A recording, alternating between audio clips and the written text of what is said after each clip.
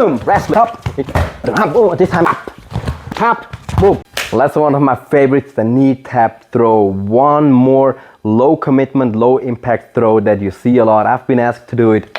Let's check it out. Knee tap throw, tap, boom.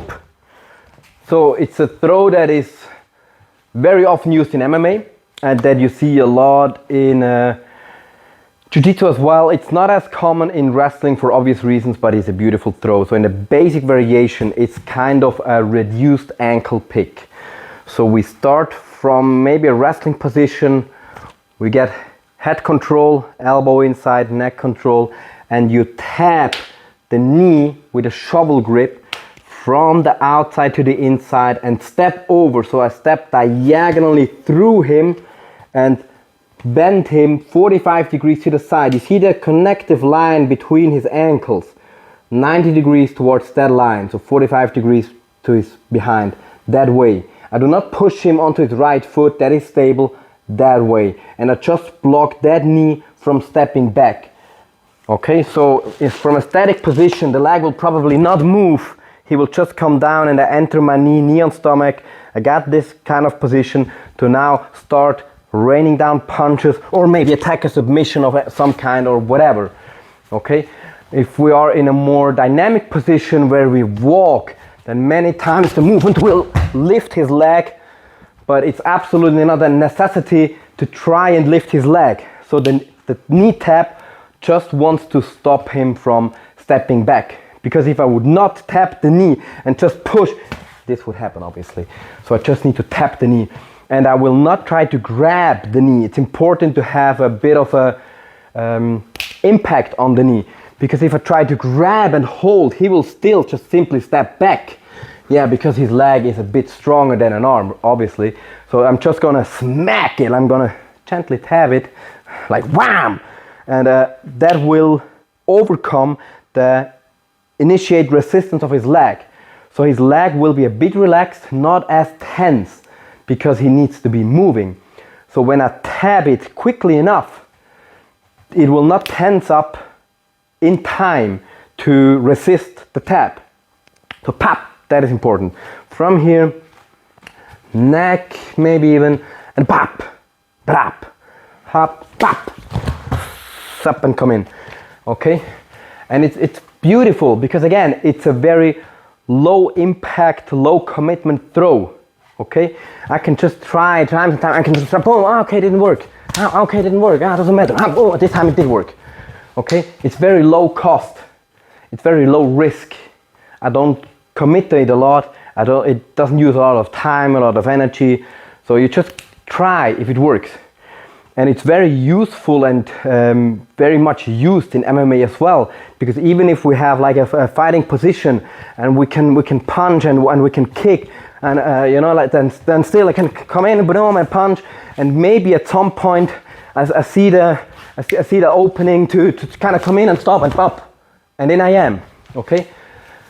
And also very useful if you have, like if I'm trying to close distance and I have an opponent that wishes not to clinch with me. So if he wishes not to clinch, he will probably, like, what would you do to his, yeah, he will step back, and very likely to escape the clinch, he will try to either pull the arms down and out and lean back, or even up like this one, like up, which makes him leaning backwards, and which makes it, whichever way he chooses, if he tries to not be in boop, makes it very easy to do the knee tap throw. So just make sure to be here, pam, pam, pam, pam, oh, pam, boom, stop, boop. Okay, just go off center line quickly enough. So obviously when I try to go for the knee tap throw in an MMA situation, I cannot like lower my head first, wait, whatever happens. So I'm coming in with the head. This hand is already ready. It's already ready. And I'm coming in, and it's very difficult to hit my head with his left leg because yeah, there's some kind of block in here, okay? So I cannot come here. I come to the outside and my arm already in front of me. That is key in all leg attacks in an MMA situation.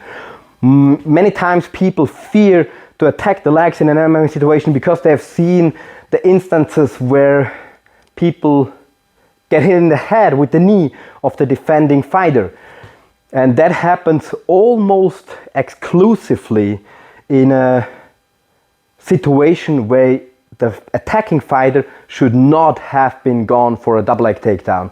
And usually he's going from way too far out because he's too desperate. Because when I'm a grappler and I'm facing a striker, what happens oftentimes is when you're a striker, that any time that I close distance, I get punished for it. Okay? So it feels bad, I get negative feedback. So I come in and I'm like, ouch, and I pull out again. And I come in, ouch, and I pull out again.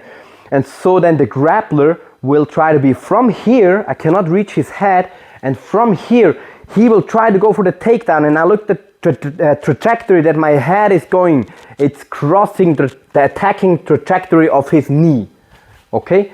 But the earliest situation, the furthest distance that I can go for any kind of leg attack, including the knee tap, is when I can touch his head. Now look, the trajectory of my head now doesn't cross the trajectory of his knee. He would need to lift his knee very high up. Okay, so his knee is coming like there, here, and my head is going this. Okay, so my head doesn't come here where his knee is.